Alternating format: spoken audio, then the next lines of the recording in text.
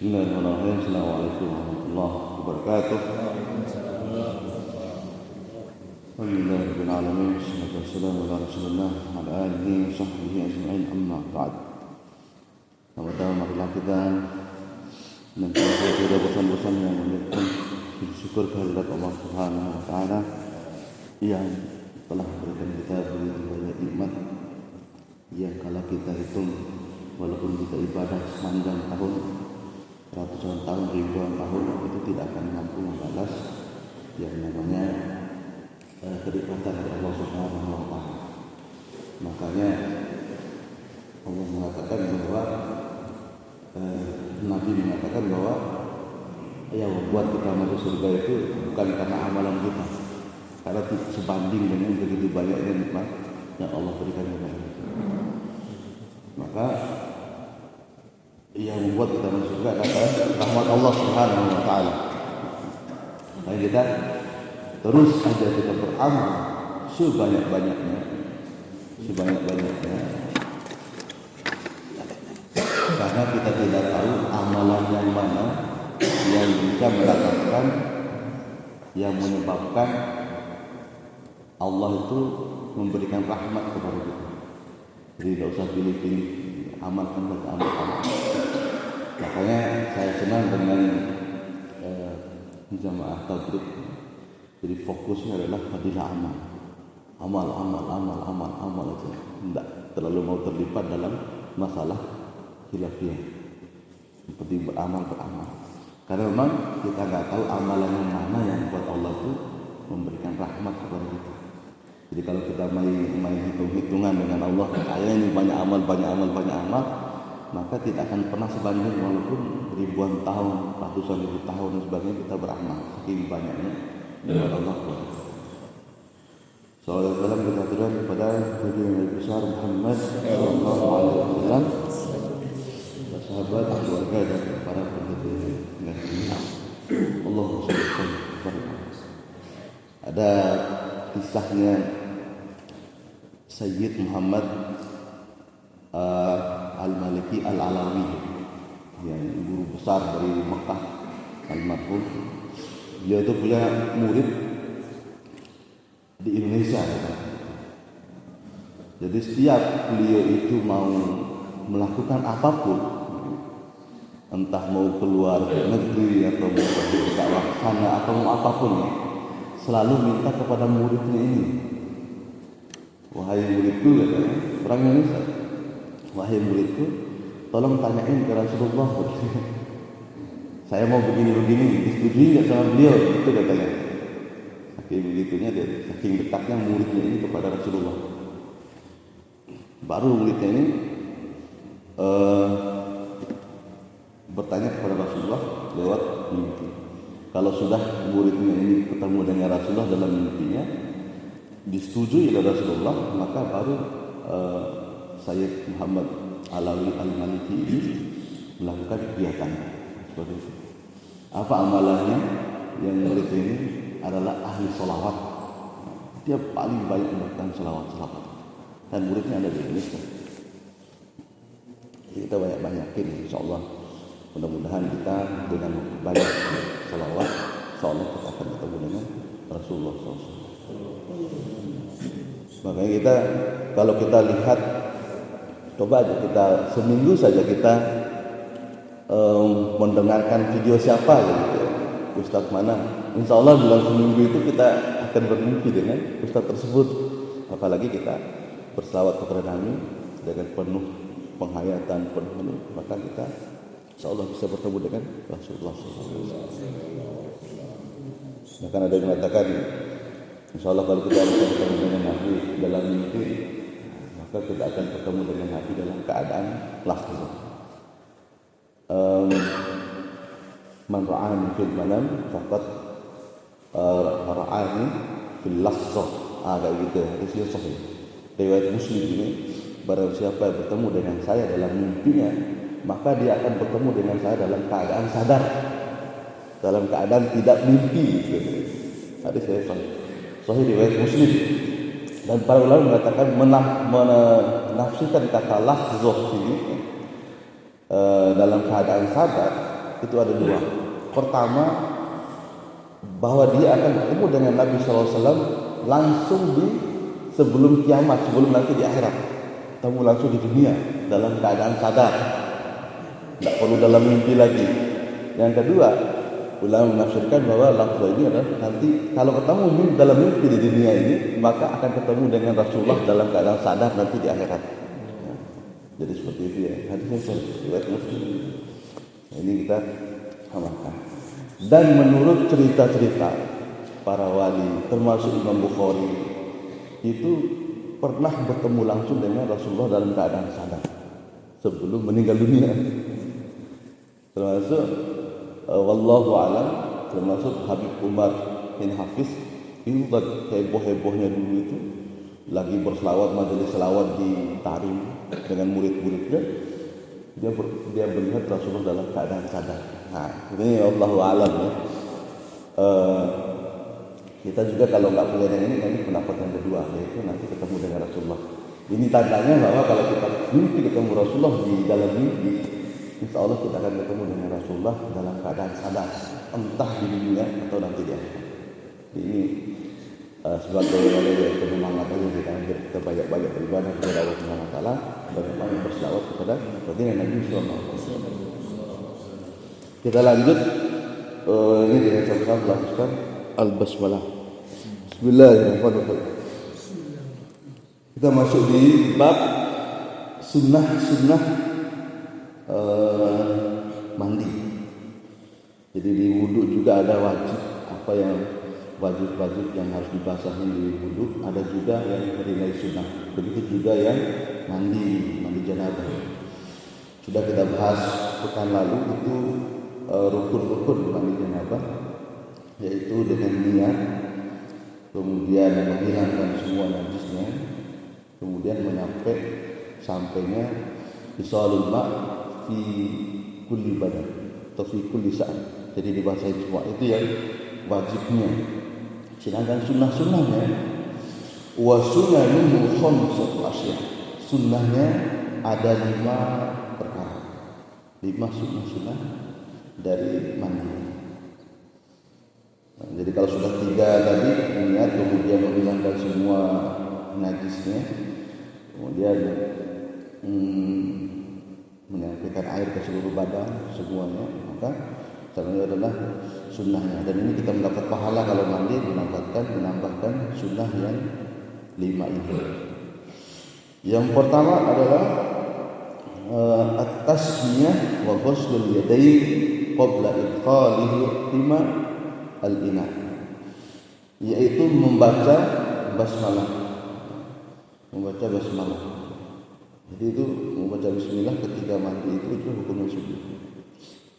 Kemudian wa ghuslul yadayn qabla idkhalihima al-ina, mencuci tangan, kedua tangan kita sebelum memasukkannya ke dalam bejana.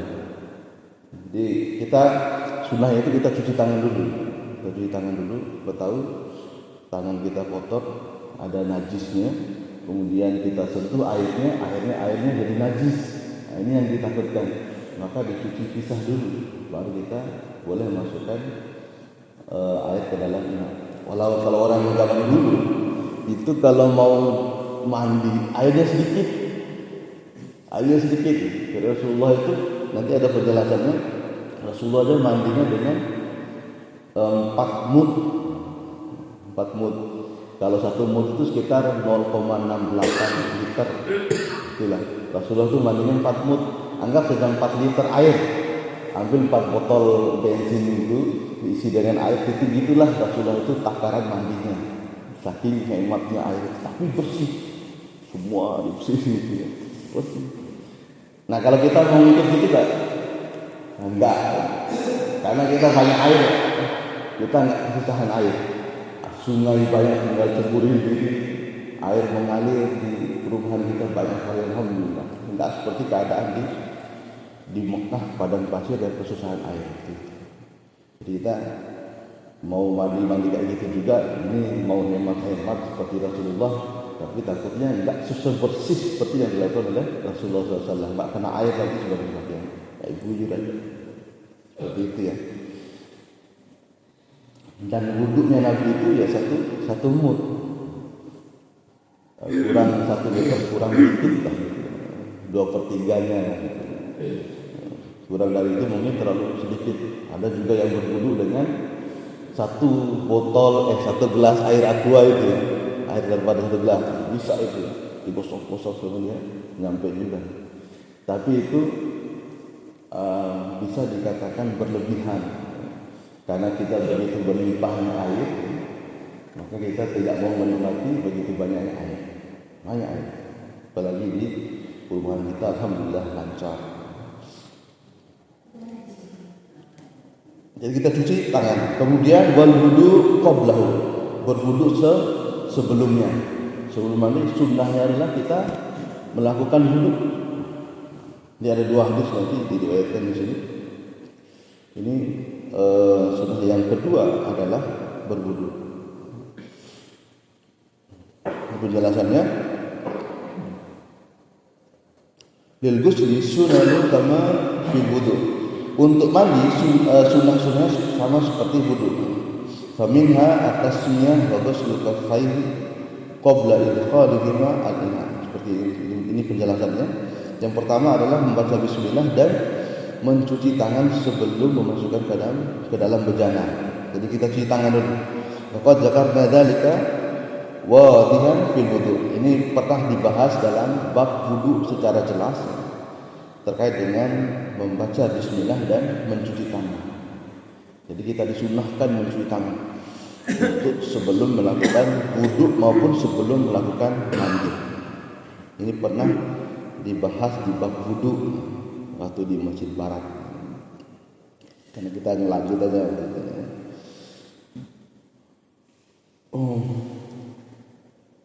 Wal ghusli wa mislu, dan mandi dan sebisa itu. Qala fi Rodah, berkata Imam Nawawi dalam kitab Rodah, wa'lam anna mu'azzam as-sunan yakni fil wudu yaji'u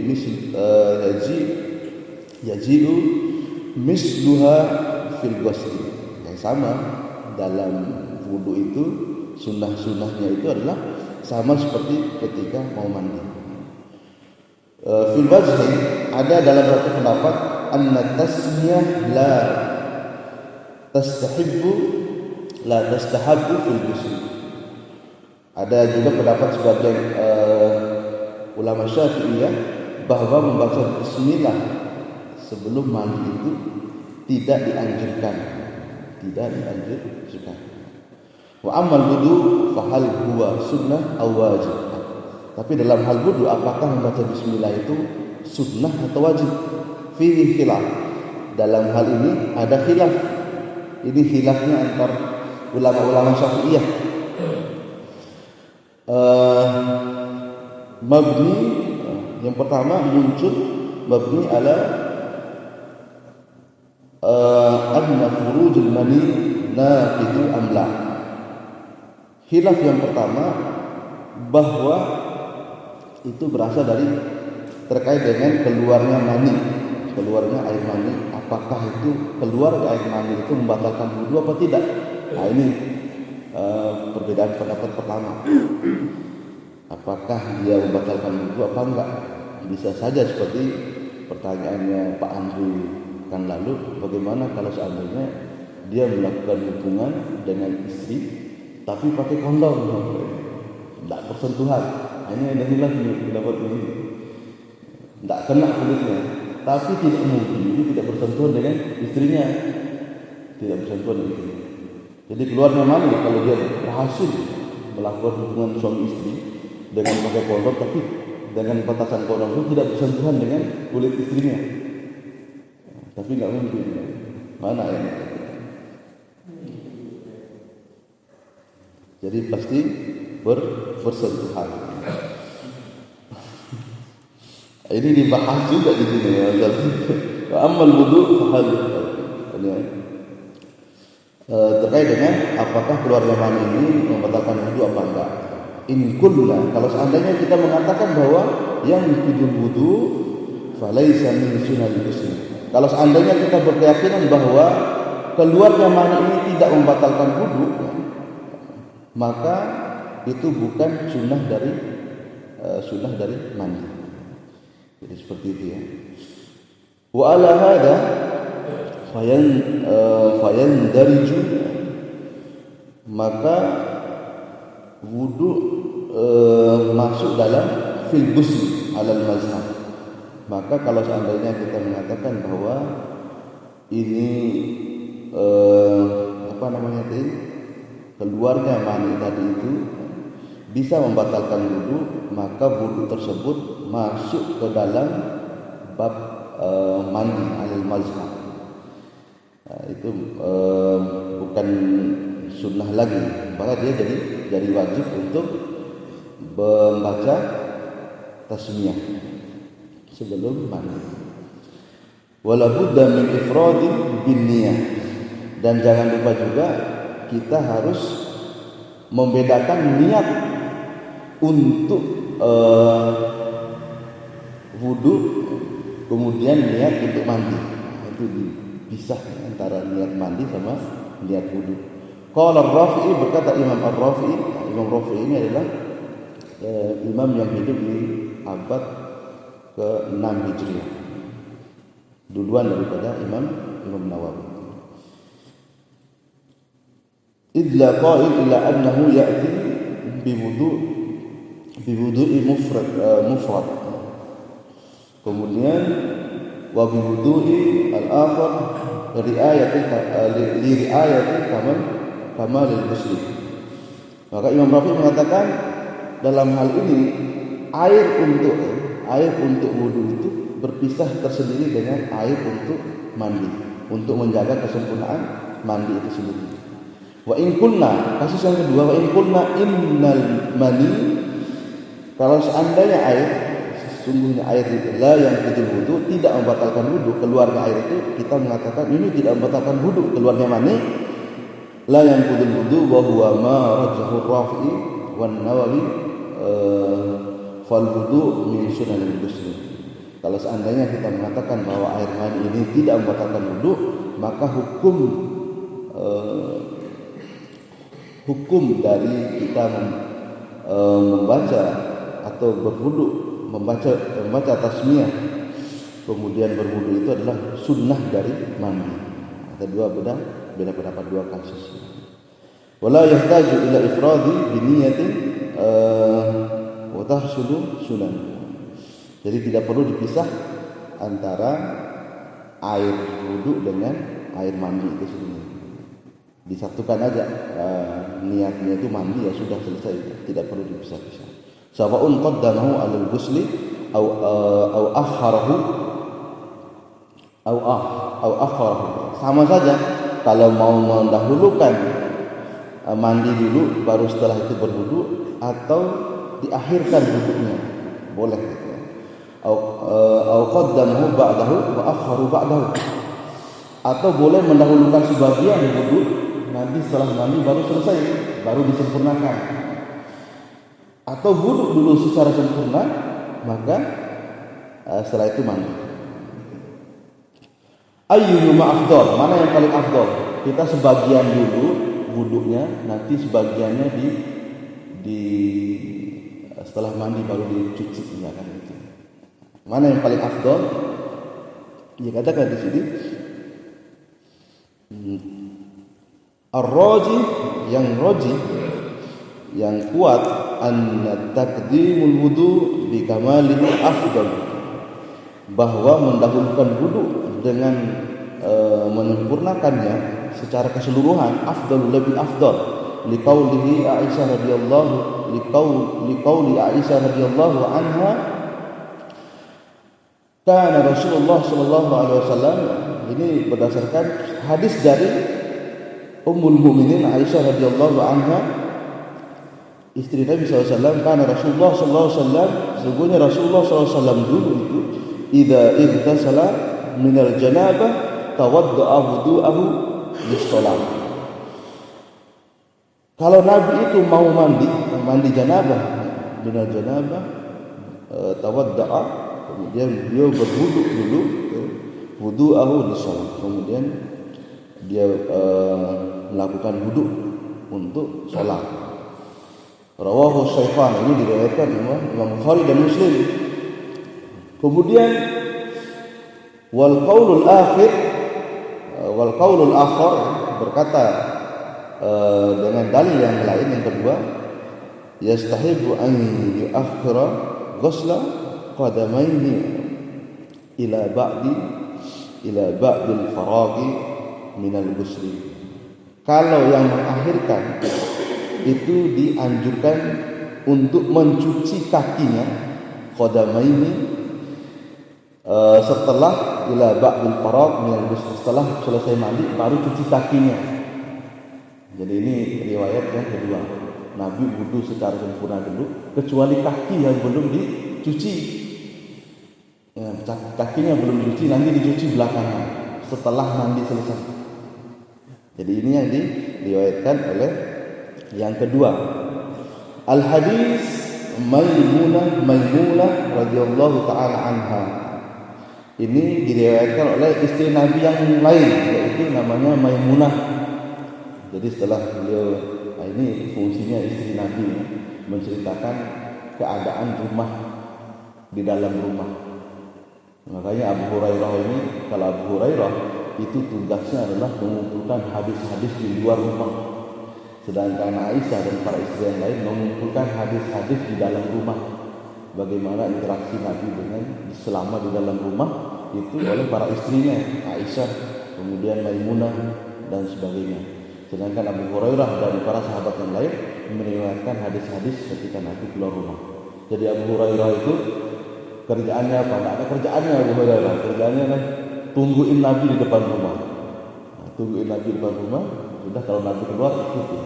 Makanya walaupun 3 tahun bersama Nabi, Abu Hurairah itu berhasil mengumpulkan hadis terbanyak dari para sahabat-sahabat yang lain.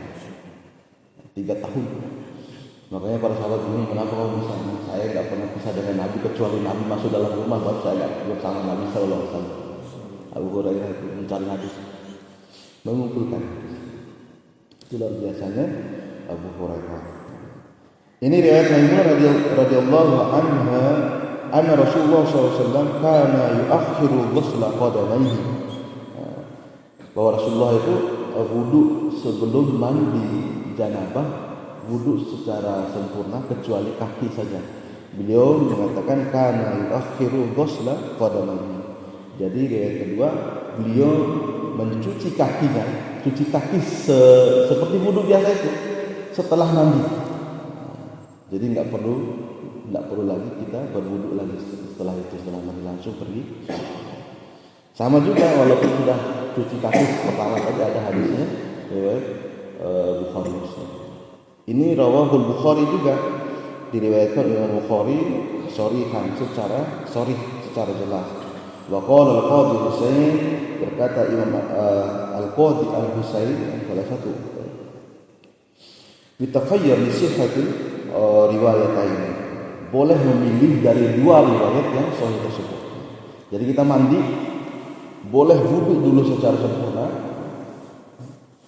sampai selesai cuci kaki baru kita mandi. Itu riwayat pertama. Yang kedua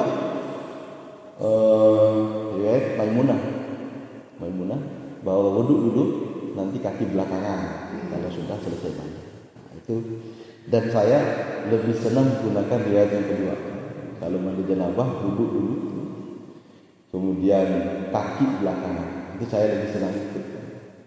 Jadi untuk menutup wudu kita itu dicuci kaki terakhir. Jadi setelah mandi walaupun sudah basah, saya cuci khusus. Dan saya ngambil pendapat yang kedua ini. Ini sah dalam mazhab Syafi'i karena riwayatnya sama-sama sahih. Faedahnya idza farraqna, kalau seandainya kita mengambil cabang masalah ala sahih menurut pendapat sahih inda Rafi'i, menurut pendapat Rafi'i dan Nawawi dan Imam Nawawi, fi anna al-mani la yanqudul wudu, dalam hal bahwa mani itu tidak membatalkan wudu, fa yatasawwaru tajarrudul janabah anil hadasi al-asghar fi suwaq. Ada beberapa gambaran contoh terkait dengan hal tersebut. Kalau kita mengambil beberapa hal, minha sebagiannya idza laffa, kalau seandainya ala zakarhi khirqatan mu'awlajah. Kalau seandainya itu kita lipat, laffa ini membungkus, laffa ala dzakarihi, ini permasalahannya di zakar, kemaluan laki-laki. Ini dilipat dengan khirqatan, dengan kain atau semisalnya, atau boleh dengan kondom itu ya, khirqatan. Kemudian ma'aulajah itu memasukkan kemaluannya di kemaluan istrinya. Pakai itu, masukkan kemaluannya. Ini permasalahan terkait dengan yang tidak membatalkan wudu. Maksudnya apa? Ini kalau kita berhubungan dengan istri pakai kain penghalang, memasukkan dalam kemaluan istri, itu tidak membatalkan wudu. Jadi kalau kita sudah berwudu sebelum berhubungan, kemudian kita pakai kondom, pakai pembatas, kalau masalahnya kita meyakini itu tidak membatalkan wudu, keluar mani itu, maka ketika mandi maksudnya ini tidak perlu wudu, karena sudah ada wudu itu maksudnya. Tidak perlu wudu, jadi langsung aja mandi, karena wudunya tidak batal. Karena air mani ini dalam pendapat mazhab Syafi'i tidak membatalkan wudu kecuali yang bersentuhan sebagainya. Wa min hadan yang lain, idza nazala al-mani wa huwa na'im mungkin maq'adahu min al-ardi. Terkait dengan orang yang tidur. Orang yang tidur kemudian dia tidurnya dalam keadaan duduk. Kan kita kalau tidur dalam keadaan duduk tidak membatalkan wudu, asalkan lubang pantat kita ini bersentuhan dengan maq'adahu min al-ardi, itu bersentuhan dengan bumi. Tidur kita sudah lelap sekali, bangun tapi dalam keadaan duduk seperti ini, maka itu tidak membatalkan wudu. Dan dia bermimpi basah keluar mani, wajib dia mandi, tapi tidak wajib dia berwudu, itu maksudnya. Nah, ini permasalahan. Jadi karena wudunya tidak batal, masih ada wudunya. Maka idza nazala binazar au fakkara bi siddatil gilmatahu. Kemudian kalau begitu juga kalau seandainya keluar karena kita melihat orang, karena melihat orang itu, melihat perempuan itu tidak membatalkan wudu, tapi keluar juga air maninya, dia wajib mandi karena dia nafsuannya, karena melihat mungkin di jalan lihat paha orang, lihat dada orang, karena kan banyak paha gratis, hanya dada gratis di jalan itu. Jadi keluar mani itu ada juga kayak gitu. Saya punya teman kayak gitu, baru lihat orang sudah nafsuan keluar gitu. Maka dia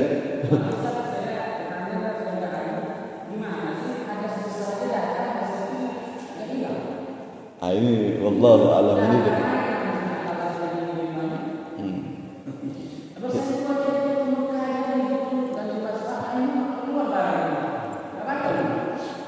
Ya ini ada dua pendapat ya. Ini ada dua pendapat.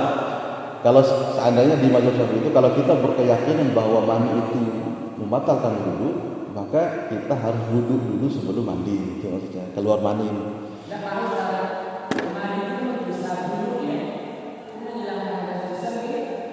Iya.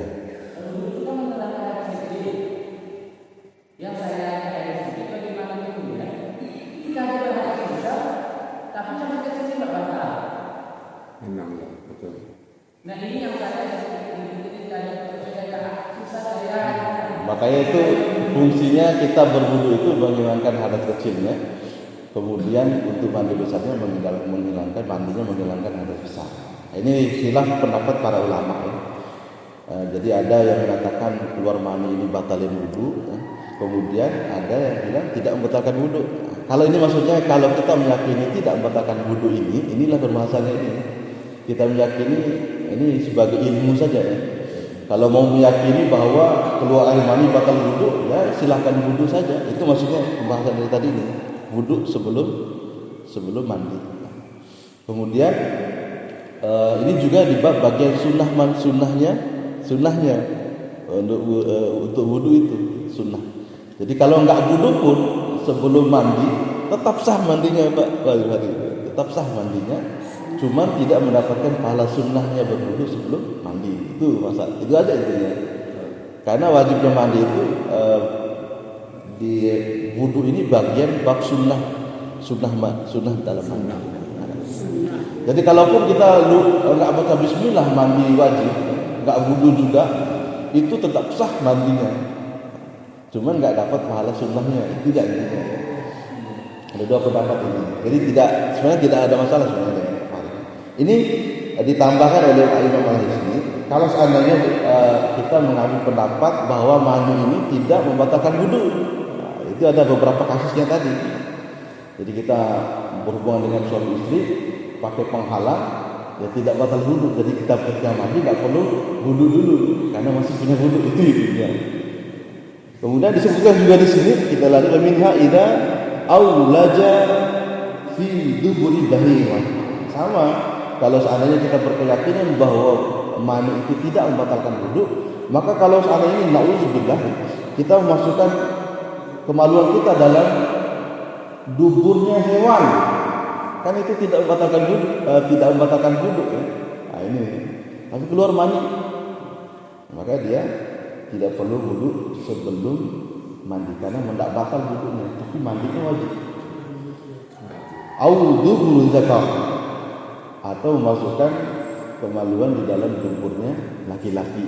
Ini dikatakan afanallahu min dzalika. Wallahu a'lam. Semoga Allah menjaga kita dari hal tersebut. Ini disebutkan para ulama bukan dalam rangka mendukung ini boleh memasukkan kemaluan di bahimah atau hewan, boleh di laki-laki sesama jenis. Ini bukan dalam hal ini, untuk bab ini saja. Tapi tetap kita bermohon afanallahu min dzalika. Dikatakan gitu. Semoga Allah menjaga kita dari hal tersebut. Kita lanjutkan sampai selesai. Allah yang punya kepentingan tafadhol.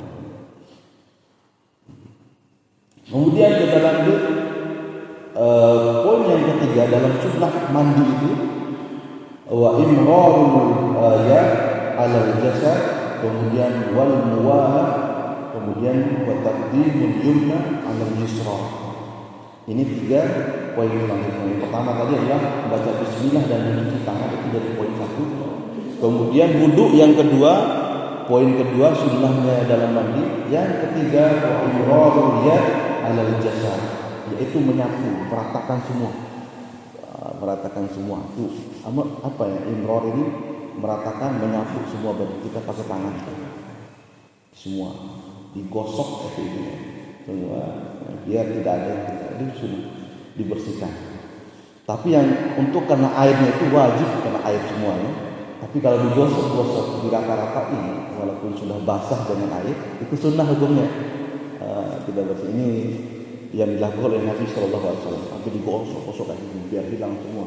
Tahu ada najis yang sisa, digosok dari ujung kepala sampai ujung kaki, digosok semua. Walaupun sudah basah dengan air. Nah, ini maksudnya imrar ya alal jasad, ini sunnah yang ketiga. Wal muwalah itu berkesinambungan. Jadi tidak nunggu kering dulu baru basah yang lainnya. Jadi berkesinambung, kalau sudah basah kepala ya sudah semua badannya, jangan tunggu kering kepala dulu baru basahin yang lain. Itu namanya berkesinambungan. Tapi itu sunnah. Boleh kita juga karena kedinginan di malam hari mandi setengah. Besok paginya baru tambahin setengah. Tapi tidak muwalah, tidak berkesinambungan. Nah, itu maksudnya. Sama kayak tadi juga wudu secara sempurna, tapi kaki belakangan, itu namanya muwalah. Tidak berkesinambungan, walaupun dibolehkan. Itu namanya kesinambungan. Jadi boleh kita malam cuci badan sampai setengah lah, nanti kaki ke bawah, paha ke bawah, nanti besok pagi, itu boleh. Tapi tidak mendapatkan sunnah muwalahnya, berkesinambungan. Kalau para sahabat juga seperti itu. Ketika di rumah mereka berwudu, nanti cuci kakinya ketika masuk masjid. Untuk kalau seandainya kena najis mereka cuci, baru mereka masuk masjid. Ada juga para sahabat melakukan itu. Cuman tidak mendapatkan pahala muwalahnya, itu berkesinambungan. Kemudian yang kedua, wa taqdimul yumna ala yusra, mendahulukan yang kanan daripada yang kiri. Minas sunanil ghusli, kita percepat, dari sunnah-sunnah mandi, dalkul jasad. Di kitab ini dituliskan dzalika. Jadi kalau ngikutin kitab ini cetakan yang salah. Ini dari guru saya, bukan dzalika, tapi dalkul jasad, itu memijit-mijit badan. Imrar tadi ya, memijit-mijit badan. Liyahsuna inqa'i al-basar, yaitu untuk sampainya kebersihan kulit, biar bersih kulit kita ketika mandi, entah karena debu atau karena najis atau karena apa, maka kita dalkul jasad, bersihkan semua. Bersih sekali adalah ini, suruh bersihkan semua. Wa balasuh, kemudian menggosok-gosok tangan, kepala, nabe. Ini namanya bala, semua kenain bersih pokoknya. Perlu pakai sampo biar bersih ketombe itu mandi bersihnya kita ketika kita mandi, digosok-gosok aja semua. Balasuh, menggosok-gosok atau membasah-basahi. Wa yata'ahadu mawadi'un in'itaf wal iltawa.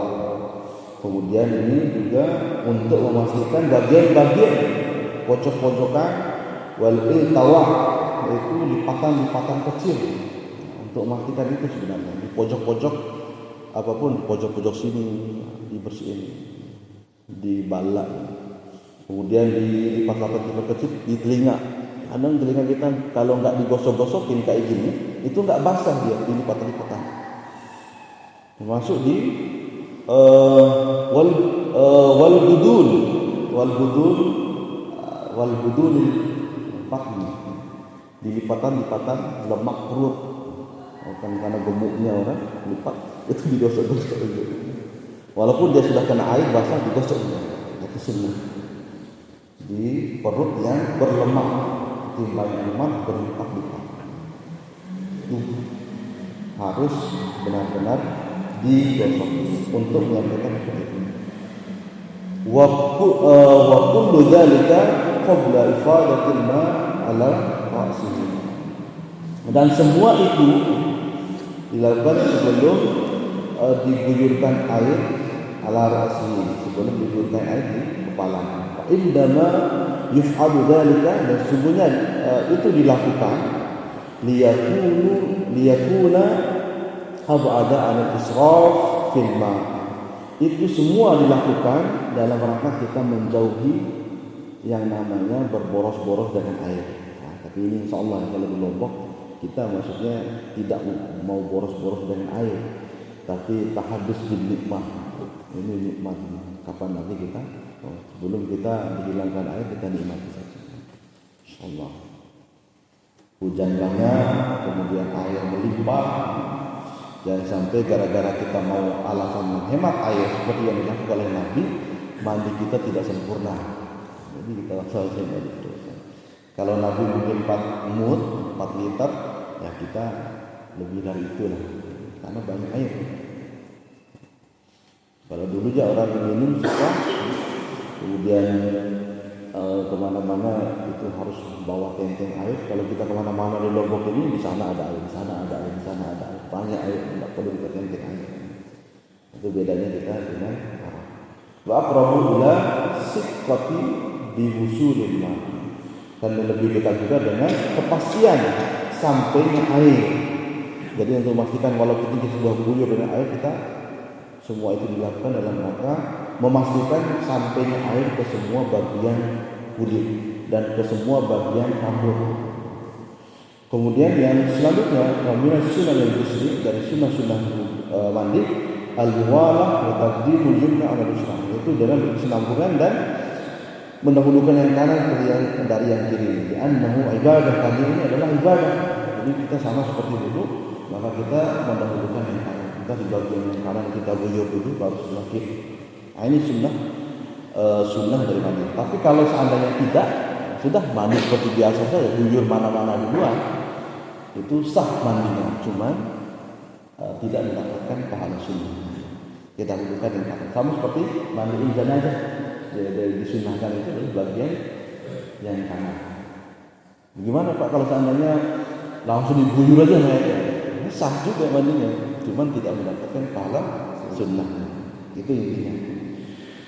Wa yastahiqu dzalika fiha kama fi wudu. Ini dianjurkan seperti itu, sama seperti kasusnya ketika kita wudu, mendahulukan yang kanan daripada yang kiri. Wa min sunanil muslim istishabu an-niyyah ila akhir muslim. Dan dia katakan juga di sini adalah untuk niat itu tetap kita sadar bahwa kita ini lagi mandi janabah sampai selesai itu. Sampai selesai kita terus-terusan ketika mau basuh ini dalam hati kita, dalam keadaan sadar kita berniat untuk mandi janabah itu. Wal bada' bi a'dha'il wudu, dan ini juga memulai dengan anggota wudu. Itu anggota wudu yang wajib itu adalah muka ini yang wajib ketika wudu.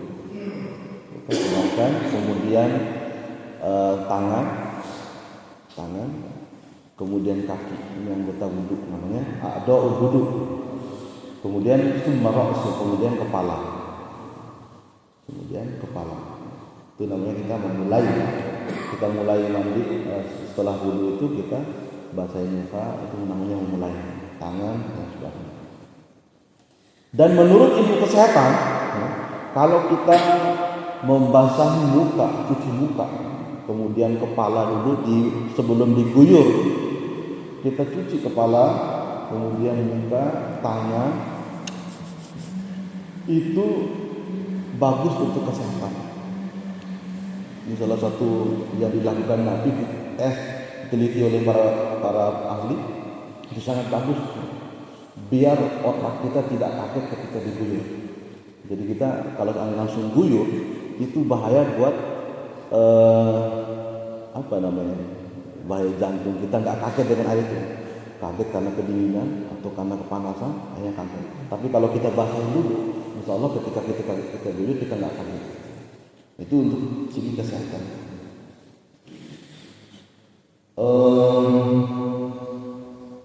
Kemudian sisi yumna, kemudian dimulai dengan sisi yang kanan, summa al-yusra, kemudian yang kiri. Wa yakunu ghusla jami'an badan salasan. Dan ketika mandi, ketika mengguyur itu 3 kali. Di bagian kanan, kalau sebagian 3 kanan dulu 3 kali baru kiri 3 kali. Begitu juga balikan aja. Kalau wudu seperti wudu juga 3 kali. Wudu juga 3 kali, kecuali kalau di mazhab Syafi'i untuk kepala dalam wudu itu cuma sekali doang. Jadi ngambil sekali saja, boleh semuanya. Yang wajib itu cukup diginiin di bagian ubun-ubun. Nah, sudah.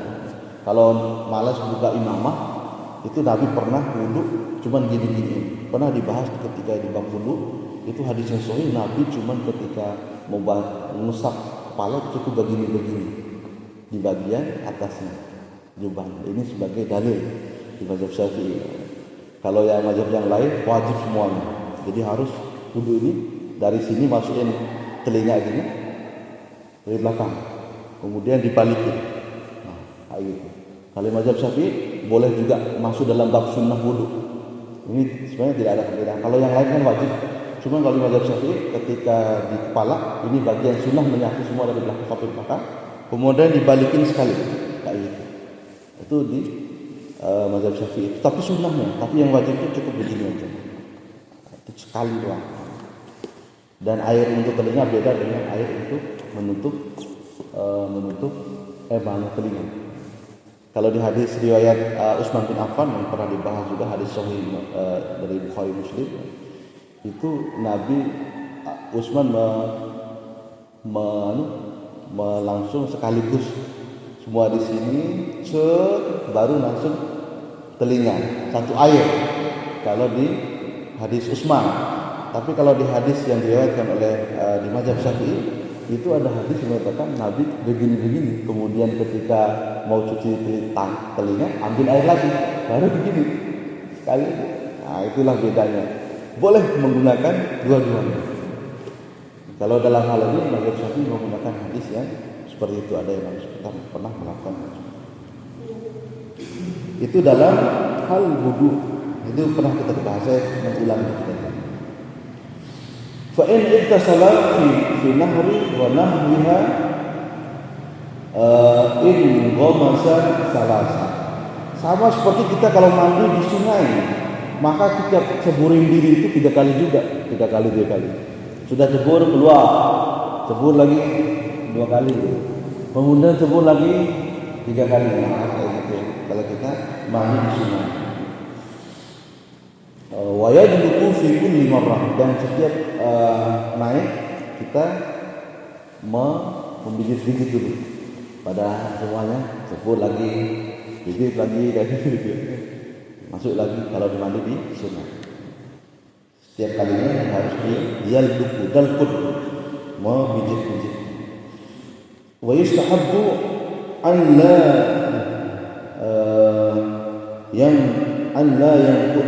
la yanqusa ma'al ghusl an-shad, dan dianjurkan, disunahkan agar air itu tidak kurang, untuk mandi itu tidak kurang dari satu sok itu 4 mud. 4 mud itu 1 mudnya kurang lebih 1 liter. Kita bulatkan 0,68 liter itu jadi 1 liter. 4 liter lah minimal. Tidak boleh kurang dari itu, maka boleh lebih dari itu kalau banyak air. Wal wudu an mud, kalau untuk wudu 1 mud 1 liter kurang dikit itu untuk wudu. Kalau untuk mandi maka dia 4 mud, itu dilakukan Nabi SAW. Wal mud riddu wasulusin bil Baghdad. Ini ukurannya 1 mud itu adalah 1/3 ritel dengan ukuran Baghdad. Nah, kita nggak tahu ukuran yang sama. Cuman para ulama mengatakan seperti Syekh Wahbah Zuhaili menyimpulkan saja 1 mud itu pokoknya digenapkan dari 1 liter untuk menjaga-jaga, karena kita beda-beda ukuran. Bahkan 1 mud itu ada yang mengatakan bahwa itu 3 kali tangan orang dewasa, 4 kali tangan orang dewasa gitu, isi air ya sudah 4 kali itu satunya. Tapi kita pakai amannya 1 liter minimal, 4 liter jadinya. Tidak boleh kurang dari itu. Kemudian hadza al-mazhab ini menurut pendapat mazhab. Waqila ritlan, yang dikatakan juga yang pendapat yang lemah 2 liter. Wasa arba'ah amdah, ini yang tadi 1 sok itu adalah 4 mud amdah, 4 mud. Wa yastahibu an la yaghtasil fil ma' ar-raqid, dan tidak dianjurkan, disunahkan agar tidak mandi di air yang diam, karena bisa penyakit air yang diam, dan tidak bisa juga dengan berwudu dengan air yang diam. Wa an yaqulu ba'da al-faragh asyhadu an la ilaha illallah wahdahu la syarika lah wa asyhadu anna Muhammadan abduhu wa rasuluh. Ini doanya setelah mandi. Asyhadu an la ilaha illallah wahdahu la syarika lah wa asyhadu anna Muhammadan abduhu wa rasuluh. Ini doa sebelum tinggal dikit saja langsung Rasulullah. Farqun pada masalah yahrimu ala syakhsin an yajtasila bi hadratin nasi maksufal awrah, dan diharamkan untuk seseorang untuk mandi di hadapan manusia yang secara terbuka auratnya. Jadi banyak kita nih pulang-pulang di pantai, kita kebanyakan laki-laki, karena laki-laki cuma pakai celana pendek saja, ini auratnya terbuka, tapi pusatnya kelihatan. Ini diharamkan mandi seperti ini. Ini ditambah oleh Imam hadis di bab ini. Apalagi perempuan mandi di kolam renang itu kalau basah bajunya kan kelihatan itu. Coba ya. Kalau kata Ustaz Tasat Latif, kalau kita melihat juga haram, nggak dilihat juga barang bagus, itu kata Ustaz Latif. Jadi kita minta lah dari sisi kita ini, anak-anak kita agar menjaga aurat, tidak sampai melihatkan auratnya. Kemudian ketika mandi, hati-hati, karena itu yang dilihat orang, membuat orang berdosa begitu. Wa yu'azzabu ala dzalika ta'ziran yaliqu bihali. Dan ini bila perlu orang yang mandi buka aurat di depan manusia itu kita ditakzir itu dihukum dengan hukuman yang sesuai, yang cocok dengan hal tersebut, terserah dari pemerintah, bisa saja diatur agar dihukum. Kalau kita mah bebas-bebas saja, ada hukuman. Minimal kita ini kalau belum benar-benar menerapkan syariat Islam itu, tidak ada hukuman ini, minimal kita mengingkari hal seperti itu. Kemudian ada hadirin iqraru ala dzalika, ini masalahnya. Ini juga kita diharamkan, kita mengiyakan itu orang yang mandi dalam tanpa mengingkari sedikit pun, tanpa kita melarang. Minimal kita mengingkari dengan hati itu. Man ra'a minkum munkaran falyughayyir bi yadihi. Siapa yang melihat kemungkaran, ini orang yang buka auratnya kemungkaran, maka dia harus berubah dengan tangan. Wa illa musati fa bilisani, kalau seandainya tidak dengan tangan maka dengan lisan kasih tahu. Kalau dengan tidak lisan tapi qalbi, dengan hati. Dzalika adaful iman, dan itu adalah selemah-lemahnya iman kita dalam berdakwah. Makanya kalau kita di Indonesia nggak boleh kita menyetujui apapun keputusan pemerintah yang menantang syariat. Makanya kita ada yang demo itu lisannya. Minimal kita mengingkari apa pemerintah ini mengeluarkan, menyetujui miras, melegalkan perzinahan LGBT, itu harus kita ingkari, itu tidak boleh didukung, itu diingkari. Kalau kami punya kekuatan, apa-apa kita lawan seperti itu dengan cara apa? Itu namanya, kata guru saya Imam Al-Bisri ini adalah saking kerasnya seperti ini, sama FPI zaman dulu, FPI zaman dulu. Kalau dia bersurat kepada polisi tidak mau menggerebek orang yang berjudi, narkoba dan sebagainya, mereka sendiri yang turun. Jadi kerasnya seperti itu untuk beramar ma'ruf nahi munkar. Wajib alaihi inkar alaihi, dan wajib bagi mereka itu untuk mengingkari ini semua. Orang yang buka aurat kok dibiarin, disetujui, diketawain, ada bencong-bencong malah dijadikan hiburan. Kalau zaman Nabi dulu, hukuman dalam Islam itu bagi banci misalnya, itu cari tempat paling tinggi di daerah tersebut, kemudian dijatuhin kepalanya duluan. Itu kalau bencong. Kalau kita jadi mainan, ikut jadi lomba, ikut sebagai anggota penghibur 17-an, banci-banci dipamerkan begitu saja.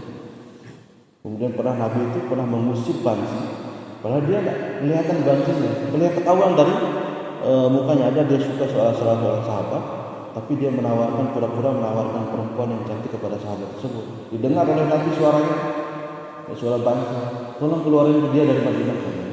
Nabi bilang gitu, jangan suruh masuk Madinah sebelum dia sembuh dari penyakit, kata Nabi SAW. Saking kerasnya kepada banci, kita mau senang-senang aja banci-banci. Allah Allah. Nanti gimana? Mudah-mudahan kita biar kita punya alasan besok, saya sudah mengingkari, ya Allah saya sudah mengingkari pada hati saya, walaupun dengan lisan saya tidak berani, dengan tangan juga saya tidak berani, punya kekuatan. Minimal dengan ada nanti kekuatan kita berhujjah di hadapan Allah Subhanahu Wa Taala ketika melihat kemungkaran kita mengingkari banci. Masuk TV banci, di mana-mana banci jadi hiburan, di TV semuanya, di TV banci. Di Dompu pernah ada 4 saudara laki-laki semua, satunya banci, yang paling kecil dia banci. Kemudian kakak-kakaknya yang gagah perkasa ini, dia ambil adiknya tersebut, diikat di rumahnya, ikat semua, kemudian dipukul oleh kakaknya, itu kakaknya, sadar dia sembuh. tidak berani lagi jadi banci. Makanya kita hindari. Salah satunya, jangan pernah suruh anak kita itu digendong oleh banci. Jangan ya digendong sama banci. Karena mereka suka main-mainin kemaluan anak kita itu. Nah kalau sudah dibiasain ini, lama-lama dia suka nanti sama anak itu. Bahkan pada banci ini sengaja mereka masukin ke mulutnya kemaluan anak-anak kita itu. Awal-awalnya gemes, ujung-ujungnya nanti anak kita semakin besar, ini sudah jadi penyakit, ini sudah ketular penyakit ini. Suka dia sama jenis nanti. Itu cara mereka memperbanyak pasukan. Kalau di Pulau Sumbawa, ini Masya Allah Pak, depan rumah tiap tahun event banci paling besar mungkin sedunia. Semua banci dari Sumbawa, Sumbawa Barat, Sumbawa Besar, kemudian Bima, Dompu, Kabupaten semua datang kumpul di sana setiap tahun itu depan rumah. Lapangan besar kan, event banci, lomba voli banci se-Pulau Sumbawa, lomba main bola banci se-Pulau Sumbawa. Itu dijadikan hiburan kan. Jadi kita besok siapapun yang jadi pemimpin mudah-mudahan bisa. Karena itu bukan penyakit bawaan banci ini, tapi ini adalah ditularkan melihat. Dan hindari anak laki-laki itu bermain dengan perempuan, apalagi dia sendiri kalau tidak punya teman, kita suruh main sama perempuan, anak-anak perempuan. Dihindari. Takutnya dia ikut main masak-masak, sama teman-temannya masak-masak aja gitu. Kita lanjut begini sampai kemarin ini, ingkar. Ini siapa? Kalau seandainya kita diam saja tanpa mengingkari asli, maka kita berdosa. Wa uzzi dan kita azmi. Wa zulzalika fil khalwah wa tas nggih. Wa satru afdal. Dan boleh kita buka aurat itu kalau seandainya kita dalam keadaan sendirian, kita mandi ya. Dan menutup aurat itu lebih afdal walaupun dalam keadaan sendiri di rumah. Mentang-mentang sendiri kita buka aurat. Tapi dianjurkan kita kalau bisa lebih afdalnya tetap menutup aurat walaupun Anda dianjurkan. Dianjurkan agar kita menutup aurat walaupun di kamar mandi sendiri, tidak dilihat sama orang tertutup, dianjurkan. Tapi kalau mau telanjang kayaknya kurang puas rasanya kalau nggak telanjang. Ini ada penjelasannya. Bikhilafin li'anna Allah subhanahu wa ta'ala ahaqqu an yustahya minhu. Maka Allah itu lebih berhak untuk kita malu kepadanya, gitu penjelasannya. Daripada sama manusia, kenapa kita nggak malu sama Allah subhanahu wa ta'ala? Kebanyakan kita kan hidup ini kebanyakan lebih malu sama manusia daripada malu kepada Allah subhanahu wa ta'ala. Malu kita jadi orang miskin, rela jadi korupsi biar kaya, takut dibilang miskin sama tetangga. Kadang-kadang malu juga tidak naik masjid gitu. Pada manusia ini, pada manusia malu ya. Sama Allah nggak malu. Kita Allah Subhanahu lebih berhak daripada manusia. Itu kita malu kepada Allah. Tapi kalau mau mandi telanjang tidak apa-apa, tidak berdosa. Cuma dianjurkan untuk lebih afdal. Betul ya. Wala yajibu ghusl dakhil ain. Tidak wajib untuk mencuci, membasuh di bagian dalam mata. Tidak perlu kita cuci mata buka ini, tidak perlu. Tidak wajib. Nanti pada sebagainya. Wala yastahabbu tajdid ghusl ala wajib. Dan tidak perlu juga kita memperbarui mandi. Kalau sudah mandi ya sudah. Sebelum kita janabah ya tidak perlu mandi wajib. Tidak perlu diperbarui seperti wudu. Bikhilafin tajdid wudu. Wallahu a'lam. Ini beda dengan memperbaharui wudu. Boleh kita, misalkan kita sudah wudu tapi ngantuk ini atau apa, pengen segar wudu lagi, boleh. Itu boleh kita berwudu lagi. Bisa. Yang jelas kalau sudah mandi janabah itu, mohon maaf di salah satu ustaz membenarkan boleh tidak wudu lagi kalau sudah mandi janabah itu. Makanya kalau kita pakai tadi wudu dulu sebelum mandi, maka setelah mandi tidak perlu wudu lagi. Walaupun belum wudu tadi gitu misalnya. mandi wajib, langsung mandi wajib tanpa wudu tadi, tetapi dengan mandi wajib itu boleh juga berwudu gitu. Harusnya tetap berwudu ya, untuk menghilangkan. Karena ini hadas besar, masalahnya mandi wajib itu hadas besar, sedangkan wudu itu hadas kecil, hilanglah hadas kecil itu, menanglah hadas besar. Itu kata Ustaz. Sebaiknya. Ya, kita berwudu untuk menjaga-jaga ya, untuk jaga-jaga lebih baik kita wudu. Saya pakai yang tadi itu wudu dulu, nanti bagian wudu yang kaki saya belakang pakai hadisnya juga. Kemudian lau ahdatsa fi asna'il ghusli jaza an yutimma ghuslahu. Walaupun dia berhadas ketika dia akan mandi, boleh dia menyempurnakan mandinya. Wala yamna'u al-hadas nasihatahu. Itu tidak menghalangi ya, kalau hadas kecil itu tidak menghalangi kesahan dari mandi tersebut. Lakin la yasidu hatta yatawadda, wallahu a'lam. Tapi la yusalli, ini keterangan ini. Tapi kalau sudah mandi tidak boleh sholat sampai dia berwudu. Wallahu a'lam. Itulah masalahnya. Jadi tidak boleh kita sholat. Menguatkan lagi ya. Jadi kita jadi boleh tidak wudu tapi tidak boleh sholat. Berarti kan gitu. Allahu a'lam. Sebab ternyata kita sudah 1 jam pas. Babnya sedikit tapi lumayan pembahasannya. Mudah-mudahan Allah memberikan rahmat kepada kita dan mengampuni dosa-dosa kita sebab majelis ini. Subhanakallahumma wa bihamdika asyhadu an la ilaha illa anta astaghfiruka wa atubu ilaik. Wassalamualaikum warahmatullahi wabarakatuh. Waalaikumsalam. Soal khatimah Ustaz.